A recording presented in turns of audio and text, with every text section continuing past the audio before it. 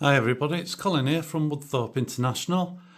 So the title says what's new, and what is new?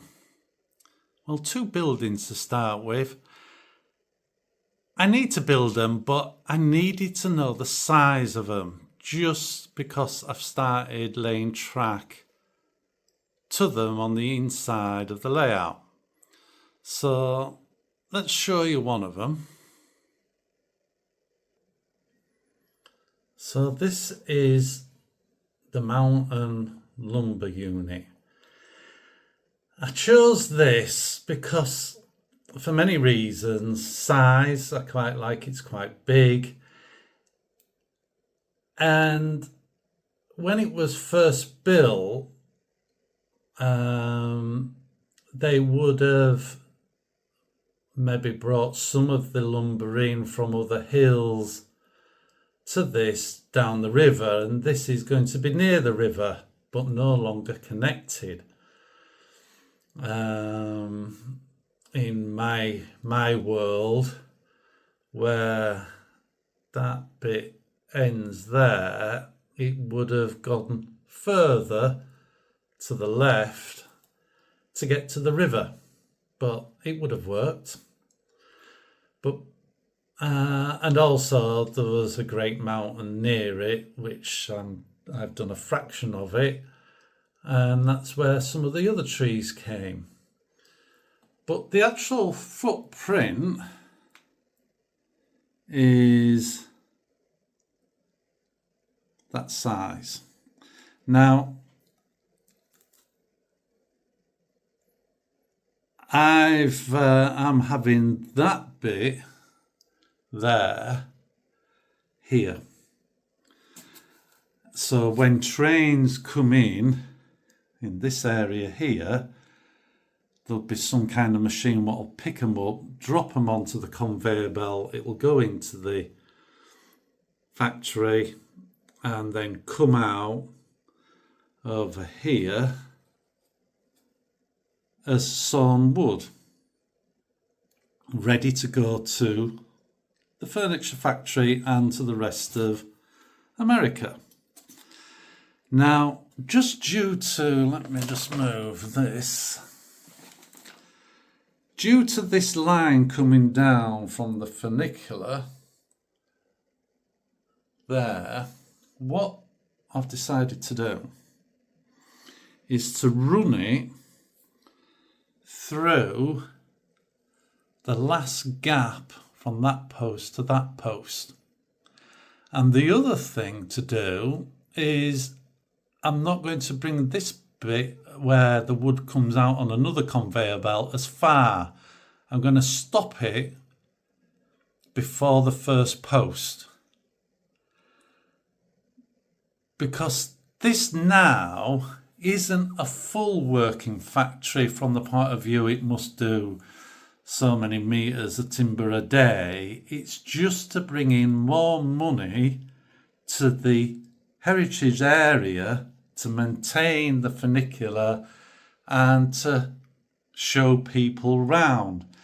So what I might do is, in this area in between the first post and the second, is a seating area for people to listen to the stories and see the wagon close up.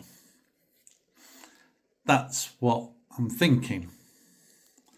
And then the plan is to have some track coming in, and I've got to sort out how the people come in from over this area here, but I'll come up with a plan. I usually do. And then the other building is this. And that's the wood furniture factory. Now this has to be built. Now this one is a special one from the point of view it's made out of plastic, but there are a lot of metal components for extra fine work, where the other one is just all plastic. But I've now put in the inside track for it to go up here to a head shunt, and then it'll leave wagons in this area where this locomotive is, and then it'll back in to here to two lines. One will go next to the canopy, which is roughly that size, and then one down the side. And what I'm also going to do is just block the working area here, all in this area here, round, and I might make it a bit wider in this area. I'm going to put some raised land on, so it's going to look, if you don't mind me moving, so it's going to look like that. So you can't just see in at train level, basically, when I film it. So I'm just going to put a little bit of land in here, just a thin strip here so vehicles can get down. I mean, this is the footprint of the building, so this has to move a bit, and I've just got to mess about with it, but at least I know roughly the size. I think it says there's 550 separate pieces to make that building, so that's going to be fun, isn't it? And then there'll have to be wagons coming to also take furniture away. This will be just mainly for box wagons, and also they might drop the timber off on over here instead of coming in here to drop it off. I don't know yet, but that's the plan with them. I just needed to see, one, if I liked them, got them, what size they were, so I don't have to just get on and build them. I can go back to laying track. But nearly the track is done for this layout, for the American layout. So I'll show you the next thing, what's new. So what's the third thing I've got? It's a loco, because we're looking at the track. For me, at this moment in time, for British trains in the goods side, moving industry about and stuff, this has to be the best loco, not necessarily the best livery. I wanted this livery, but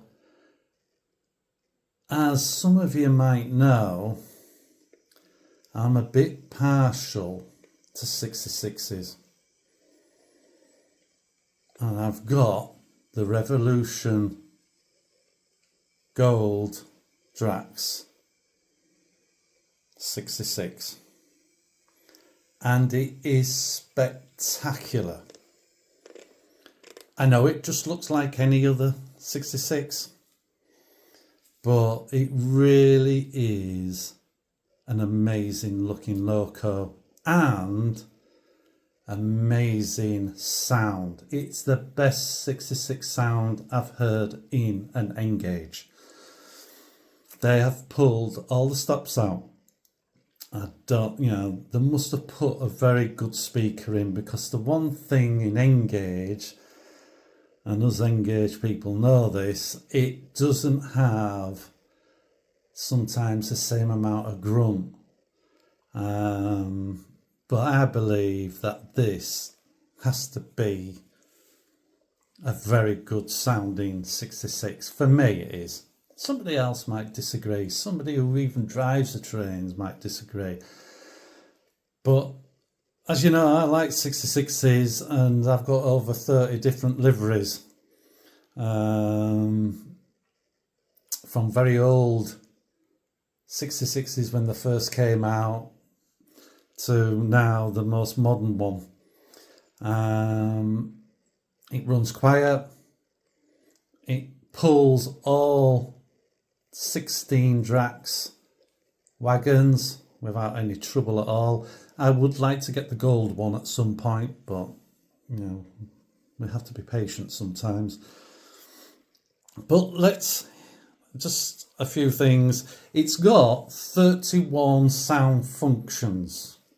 Now my Lodicon handset will play them. iTrains won't at the moment. It'll only do 28. Now I could remap the decoder and knock a few bits off to get the last few in. I've just not put the last 3 in. That's all I've done. I'm hoping that when they bring the new version out of iTrains, they've increased this. And I believe that's maybe one of the things they've done, because more the decoder's getting better. I got it, as I've already hinted, I've got it with sound. Unfortunately, you have to get them with sound.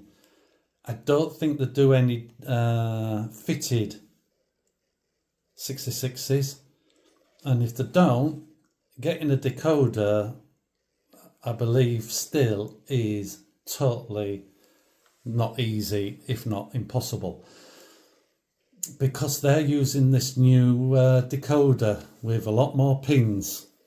Now it might be better, but you've got to make sure that people can buy the loco at the cheapest price, which is just the loco, and get a decoder for it.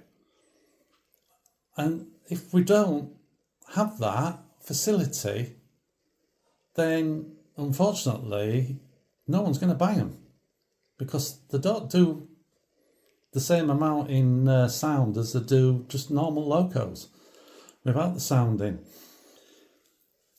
And I would just, because I still believe that the Revolution 59 people are just, there's loads of them about to buy because we can't get this decoder. Anyway, another little bit of a fact. For the assembly of this loco, you get a really good list of items, but to actually make it, there are 179 different items to make that loco, and they've put on quite a lot of hand fitted bits, rails and things like that, and it really is a cracking loco. It has cab lights.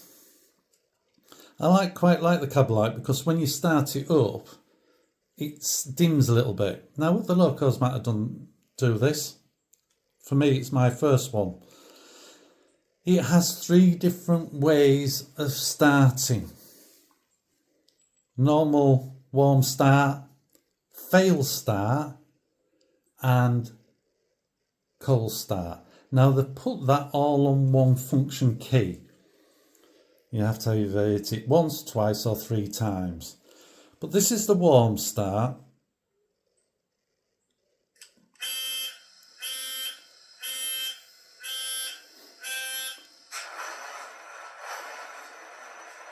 You see the cab faded a little bit.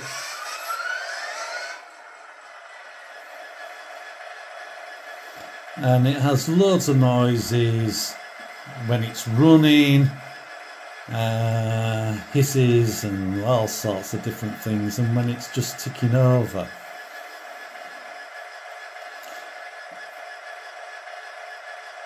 So we'll stop the loco.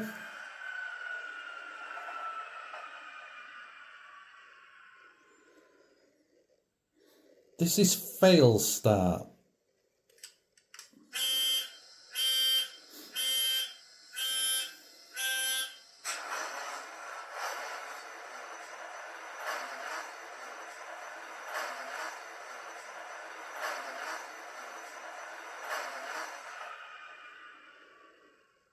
So that's fail start, and I'll try and get it to do the cold start.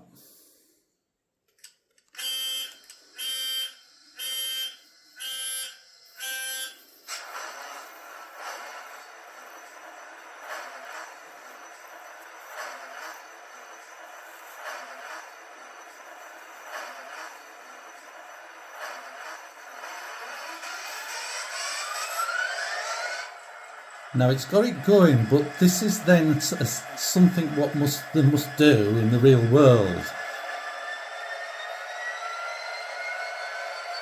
They increase the revs, and they just run it at that, and it must be to warm everything up, and and to get some heating for the cab, so they can get some hot air for the fan. Assuming they do have heaters in there for the drivers. And this actually goes on for, I'm guessing, 3 to 5 minutes. And then it just goes into idle mode. Now I'm not going to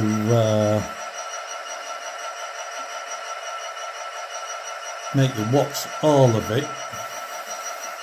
So I'll just stop it.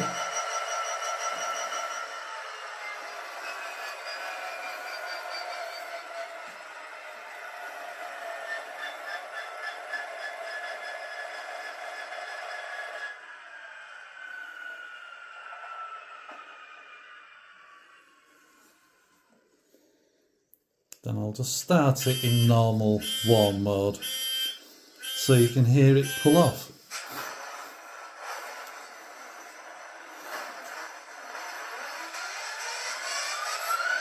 It's got a lot of light functions. You can, at the moment it's set that there's no back red lights.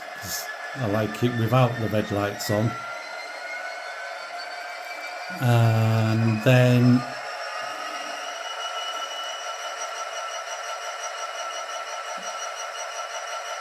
from the sound of it, it's remembered it was doing a cold start. It's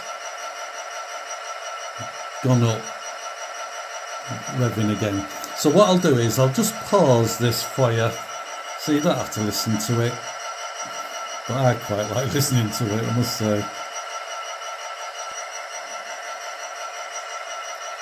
Now unfortunately I might have just missed it, but it's just been going through little sequences of hisses and air releases and stuff, so unfortunately I've missed that for you. But like I say, this goes on for a few minutes.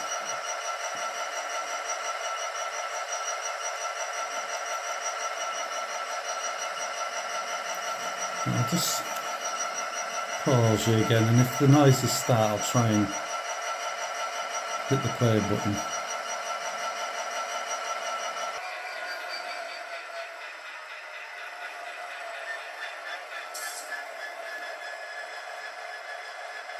And now it's gone back into idle mode and is warmed up basically. But I must say, it just sounds really good.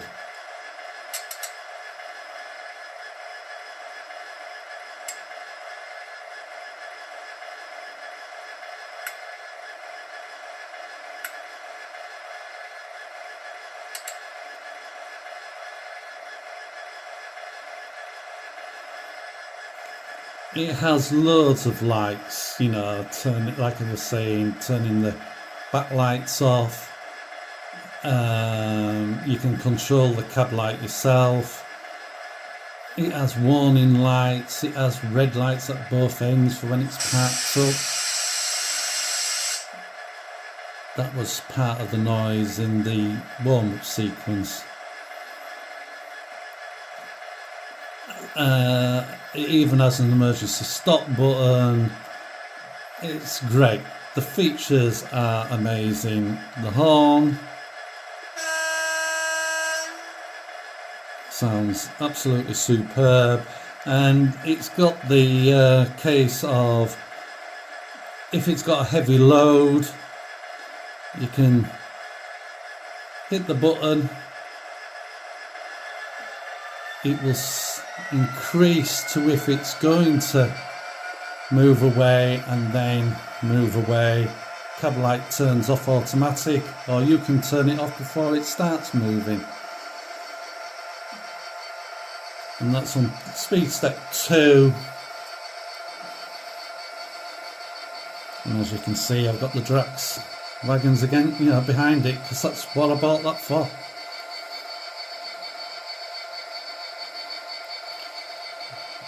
And we'll just increase the speed.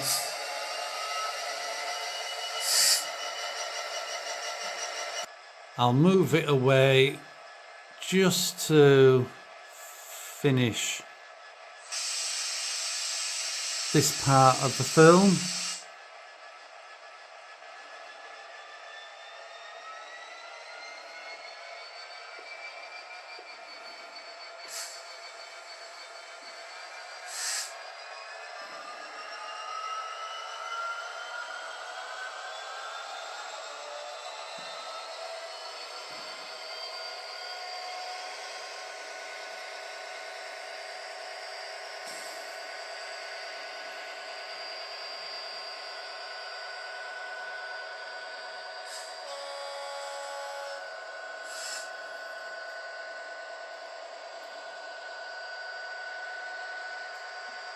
I love the wagons as well, you know, that is very nice livery on the wagons.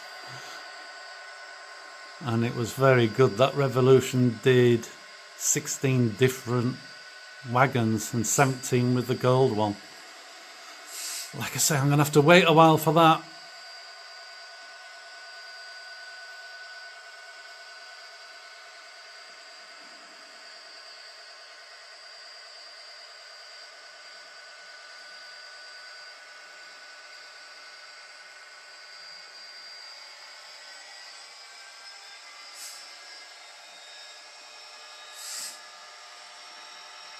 Love the increase of power and the noise. I don't know if you've picked it up on the camera, but I can hear it. So I'm going to show you on the helix now what it can and can't do. Well, it can actually do everything. Well, this is it going up the helix in full automated mode, run by iTrain. I actually now like it with the lights on because I can see all the way through now, where it was just like a dark hole in there. So putting the lights on has really helped me see what's going on. But that's just pulling up very nicely indeed in automated mode. And what I'll do now is do it in manual mode and see what different speeds it'll pull it up at. Stopped it here, and I just want to see how easy it is to get going. Hopefully no wheel spin, or even it doesn't move it off, you know, from a standing start. But we'll add the power. Yeah, you can see it moving. And that is just over, let me have a look, that's only going 5 miles an hour, so that's very good, is that?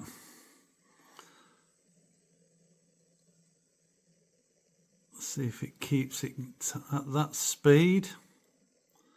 And also you can see the wagons, all the different colour schemes on them. But I must admit, I've been waiting to get this gold, wanting to try a Revolution 66 because they're new. And in all fairness, the 59 Dapple do pull all these up here, but that is incredible slow speed up the helix. So we'll just increase it a bit. and that is doing about 15 mile an hour. And again, that is quite constant.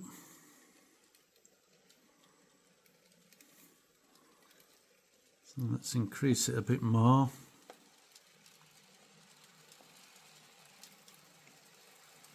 As you can see, the engine's coming round again. So there's one more wagon I would like for this set, and that is the gold hopper. And it goes right behind the train, or the locomotive, if that's what you'd like it to be called. And that is going about, what was that, 5, 10, 15, 20, 25 mile an hour. Now, the actual top speed of the 66 is 70 mile an hour on our network, but in goods, pulling goods, it's restricted to 60. Now, when I speed match this, it's always just going to pull them. That's all it's going to do. So I've speed matched it to do maximum. When my throttle is at full, it's doing 60 mile an hour in both forward and reverse, as in reverse if it was on its own. Now, in theory, if it was just running on its own, or maybe doing a special, coach tour, it could go faster. But for me, I've set it to that. I can easily change it.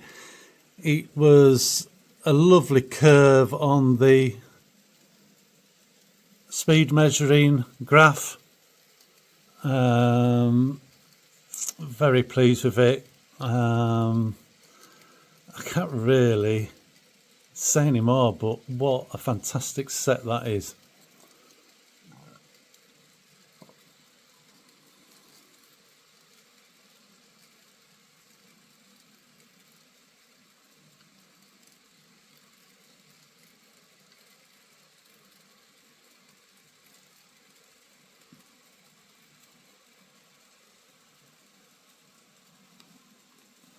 I thought I'd better just show you what it looks like on the trestle bridge.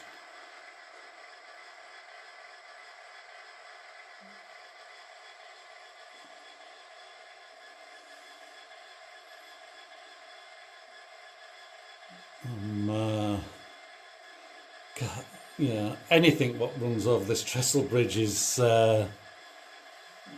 just makes the whole train, unit, coaches, anything. It just makes it so much better. But I'm very biased towards this bridge. So thanks very much for watching. I hope you like all those. And I'll keep in touch and show you the progress as I do other things. So bye for now. Bye.